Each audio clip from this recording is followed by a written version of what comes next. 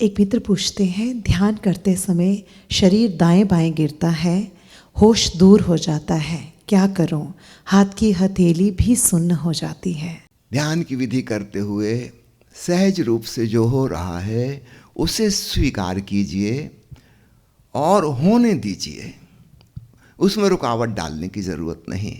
अगर शरीर में कोई गति होती है, हाथों की कोई खास मुद्रा बनने लगती है, उसे होने दीजिए। हमारे सूक्ष्म शरीर में बहुत जगह एनर्जी ब्लॉक्स हैं, ऊर्जा का प्रवाह ठीक से नहीं हो पा रहा है। विशेष मुद्राओं में, विशेष आसन में, विशेष गतियों में वो ब्लॉक खुलेंगे और ऊर्जा प्रवाहित होने लगेगी ठीक से। ऐसा थोड़े दिन होगा, उसके बाद वे आसन, वे मुद्राएं अपने आप बंद हो जाएंगी। लेकिन अगर आपने उनको ज़बरदस्ती रोका तो फिर बहुत लंबा समय लगेगा, क्योंकि वह प्रवाह होना जरूरी है। तो बिल्कुल विश्राम पूर्वक होकर प्रेम भाव से उसे स्वीकार कीजिए कि ऐसा होना जरूरी होगा, इसलिए हो रहा है। और आप अपने साक्षी में अर्थात ध्यान में रहिए, दृष्टा भाव से देखिए कि ऐसा हो रहा है, तब बात बन जाएगी। मैं आपकी कृपा से यहाँ पहली बार आई हूँ। मुझे घर जाकर प्रतिदिन ध्यान किस प्रकार करना है, कृपा करके स्पष्ट करें। नए मित्रों के लिए मैं रिकमेंड करूँगा, कम से कम आप 3 महीने डायनेमिक मेडिटेशन अवश्य करें, क्योंकि हमारे भीतर बहुत कचरा कूड़ा जमा है, उस सब का विसर्जन जरूरी है। बहुत दुर्भावनाएं, बहुत सारे दमन और सप्रेशंस, न जाने क्या क्या लंबे समय से जमा हैं, हम भूल भी चुके। 20 साल पहले किसी पे क्रोध आया था, दिल हुआ था उसकी गर्दन दबा दें, मगर ऐसा नहीं किया, लेकिन वो इच्छा भी बाकी है। हो सकता है आप बिल्कुल भूल गए हो 20 साल पुरानी घटना को, लेकिन जब आपके भीतर ऊर्जा का प्रवाह होगा तो ये सब जमी हुई परतें उखड़ेंगी। आप भी हैरान होगे कहाँ की बात आ गई है बीच में, लेकिन उसे निकल जाने देना। एक बार निकल गई तो उससे छुटकारा हुआ, तब आप भीतर की शून्यता का मजा ले पाएंगे, जब कुछ नहीं बचेगा। इसके लिए यह निष्कासन बहुत जरूरी है। दूसरी बात याद रखना, नया कचरा कूड़ा जमा मत करना।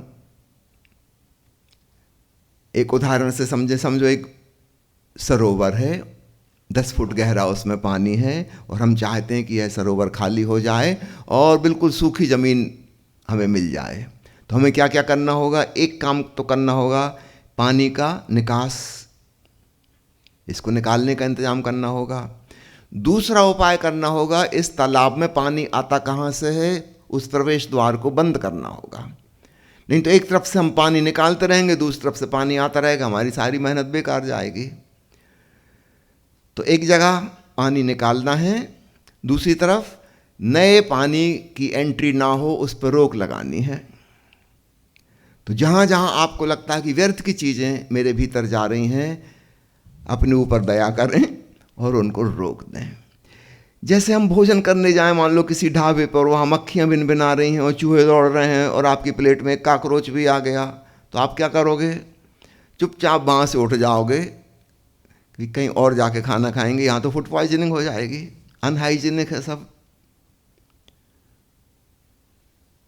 मैंने सुना एक आदमी ने जाके ढाबा वाले से कहा कि चाय में मक्खी डूब के मर गई।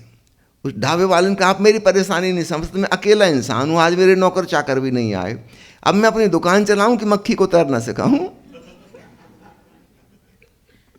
फुर्सत कहाँ है? आप ऐसी जगह खाना नहीं खाओगे। हो सकता है आप 2 घंटा भूखे रहना पसंद कर लो, लेकिन जब तक उचित जगह नहीं मिलेगी आप भोजन नहीं करोगे। जब हम भोजन के बारे में इतने सतर्क हैं, तो जो मानसिक आहार चल रहा है उसके बारे में सचेत क्यों नहीं है? जब आप न्यूज़पेपर पढ़ रहे हो, कि टेलीविज़न देख रहे हो, कि मित्रों से गपशप कर रहे हो, कि मोबाइल स्क्रॉल कर रहे हो, प्लीज़ रुको, एक क्षण सोचो, ये सब जहरीला आहार आप अपने भीतर क्यों ले जा रहे हो? ये भी मानसिक भोजन है और ये भीतर चलेगा। आप एक खतरनाक वायलेंस वाली मूवी देख के सो रहे हो, आज आपकी नींद में भी वायलेंस आएगी। आपकी नींद वैसी नहीं होगी जैसी रोज होती थी। आज नींद में भी मर्डर होंगे, खून खराबा होगा, और नींद में भी नहीं होगा, अगले दिन भी उसका असर रहेगा। और आपको पता नहीं कैसे आप किसी दिन यही सब कर बैठोगे जो आप रोज रोज सीरियल में देख रहे हो। आप हिप्नोटाइज्ड हो रहे हो देख देख के कि अच्छा लोग ऐसा करते हैं, लोग ऐसा करते हैं। जब सभी लोग ऐसा कर रहे हैं तो मैंने भी कर दिया तो क्या हुआ? आपके भीतर से गिल्ट फीलिंग खत्म हो रही है। अभी कल मैं एक बात सुन के बहुत हैरान हुआ। एक माँ प्रेम संदेश हैं, उज्जैन में रहती हैं, वो योगा टीचर हैं। वहाँ के सेंट्रल जेल में उन्हें आमंत्रित किया जाता है कैदियों को सिखाने के लिए। तो कल इंटरव्यू में वो बता रही थी कि वहाँ 2500 कैदी पुरुष हैं और करीब 150 महिलाएं हैं। और एक बात सुन के मैं बहुत हैरान हुआ, इन 150 महिलाओं में से अधिकांश ने अपने पति का मर्डर किया है। पहली बार मैंने ये बात सुनी। पुरुष भी करते हैं बहुत से अपराध, मगर भांति भांति की वैरायटी होती उसमें।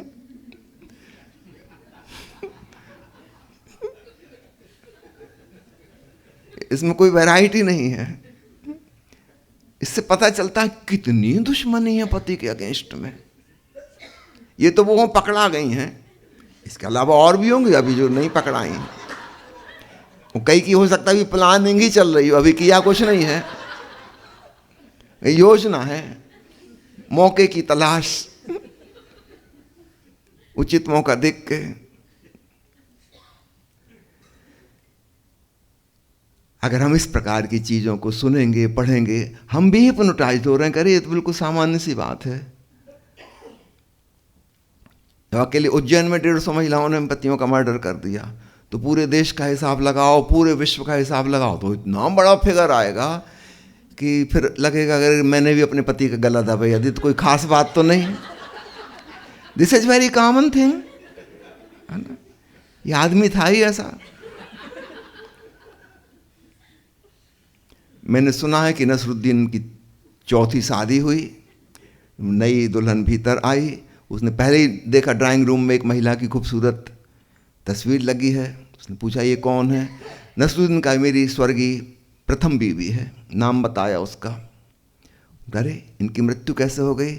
नसरुद्दीन कहा कि वो फूड पॉइजनिंग की वजह से, कोई खास नहीं। फिर दूसरे कमरे में गई, उस महिला ने देखा वहाँ एक दूसरी खूबसूरत महिला की तस्वीर लगी। उसने कहा ये कौन? उसने कहा ये मेरी दूसरी स्वर्गीय बीवी हैं। उसने फिर पूछा कि इनकी मृत्यु की वजह? कहा फूड पॉइजनिंग। तीसरे कमरे में भी वही निकला, फूड पॉइजनिंग। चौथे कमरे में जब उसने पूछा कि इनकी मृत्यु कैसे हुई, नसरुद्दीन कहा इनका सिर की हड्डियां टूट गई थी इसलिए हुई। सिर की हड्डियां कैसे टूट गई? नसरुद्दीन का मैं डंडा लेके बैठा था, कह रहा था खाना खा, वो नहीं मानी, तब उसका सिर तोड़ना पड़ा। मैं तो अहिंसक हूं, मैं कह रहा था बस ये खाना खा ले। अब तुम 5वीं हो, संभल कर रहना।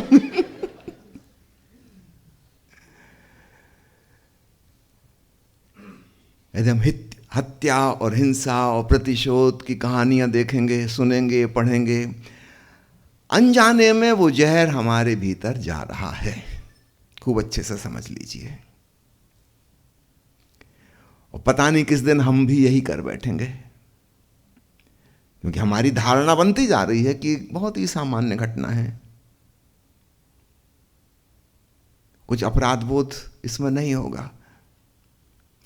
सावधान, आप क्या अपने भीतर ले जा रहे हैं। भले लोग थे पुराने दिनों में, सुबह उठ के उपनिषद पढ़ा करते थे।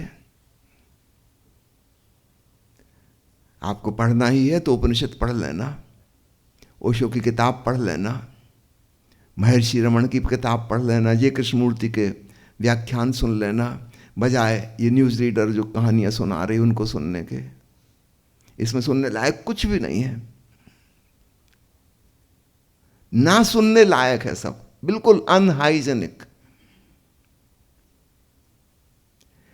तो सरोवर को अगर खाली करना है तो पहला उपाय निकास, दूसरा प्रवेश द्वार पे फिल्टर, क्या हमारे योग्य है वो अंदर ले जाना है, अदरवाइज नो एंट्री, फालतू बकवास नहीं।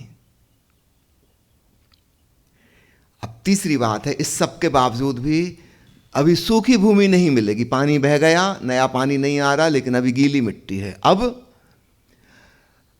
सूरज की रोशनी और बहती हुई हवाएं धीरे धीरे धीरे इस भूमि को सुखाएंगी। ये जो मैंने उदाहरण दिया है, अब अपने मन पर हम आते हैं। हमारे भीतर जो कचरा कूड़ा जमा है, इसका विसर्जन डायनेमिक मेडिटेशन के द्वारा। फिर दूसरा, प्रवेश द्वार पर निषेध, आपकी समझ के द्वारा। Your wisdom will work there. आपको फिल्टर करना सीखना होगा।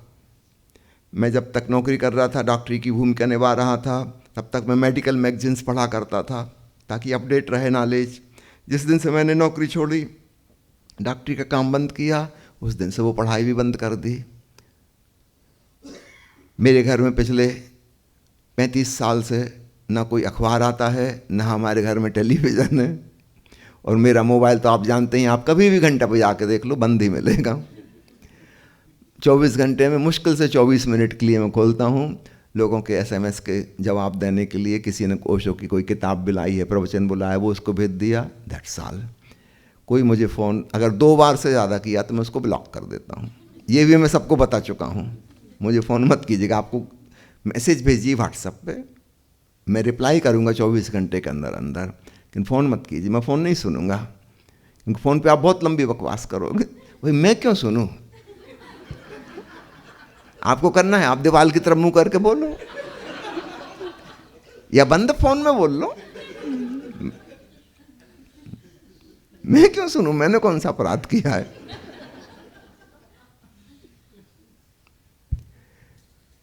तो आप समझ रहे हैं, घर जाके आपको क्या उपाय करना है। 3 महीने डायनेमिक करना है और अपनी समझदारी के द्वारा अपने मन की उन एंट्रेंस द्वार को बंद करना है जो उपयोगी नहीं हैं।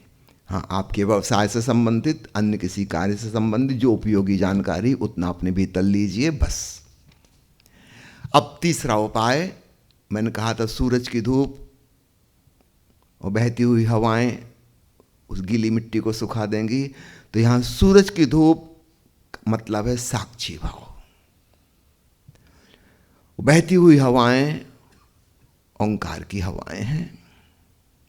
याद रखना, ओंकार की हवाएं आपके उस 10 फुट गहरे सरोवर को नहीं सुखा सकती, और ना ही साक्षी का सूर्य 10 फुट गहरे सरोवर को सुखा सकता। उतना काम तो पहले करना पड़ेगा, प्रिपरेशन। धूप और हवाएं बस इतना ही कर सकते हैं, जो थोड़ी बहुत आर्द्रता रह गई थी भूमि में, उसको खत्म कर दें और सूखी भूमि उपलब्ध हो जाए। कुछ लोग हैं जो सोचते हैं कि ओंकार श्रवण करते करते बाकी का सब काम हो जाएगा। आप बिल्कुल गलत फहमी में हैं। ये फाइनल टच देगा उस गीली मिट्टी को सुखाने में। दृष्टाभाव साधने से समुद्र नहीं सूख जाएगा। फाइनल टच पेंटिंग का है। वो पहला काम आपको करना होगा, साफ सफाई का और नए के प्रवेश को बंद करने का। अगर आप वो नहीं करोगे, आप कितने साक्षी भाव साधते रहो, कितने ओंकार श्रवण करते रहो, कुछ नहीं होने वाला। जिसका जहां रोल है वहीं अपना रोल निभा सकते हैं वो। तो जितने भी नए साधक मेरी बात सुन रहे हैं online, please note down dynamic meditation number 1। Number 2, मन में भीतर प्रवेश कर रहे विचारों में से फिल्टर करके सूचनाएं अपने भीतर ले जाना, बाकी कर प्रवेश बंद। इसके बाद अब साक्षी भाव और ओंकार श्रवण में लीनता, ये आपकी साधना होगी।